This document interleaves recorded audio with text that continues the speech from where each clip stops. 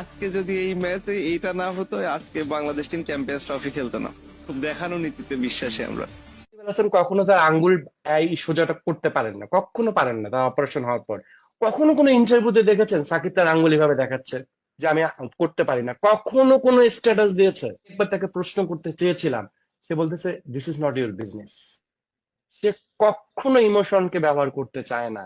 না, মাঠের ভিতরে he is the most professional person. মাঠের বাইরে he is very straight forward. এই স্ট্রেট ফরওয়ার্ড ভাবনাটাকে অনেকে মনে করে যে হয়তো ওর আচরণ একটু রাফ বা पाकिस्तानी प्यास लगी है पानी दो।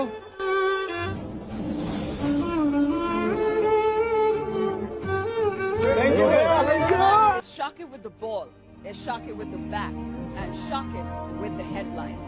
ছোটবেলা থেকে আমরা যারা বেড়ে উঠছি তারা সাকিব আল হাসানের খেলা দেখেই বেড়ে উঠছি। আমি সবসময় সাকিবের ফ্যান ছিলাম, ছোট থেকে তাকে দেখে এসেছি। 18 কোটি মানুষের প্রতি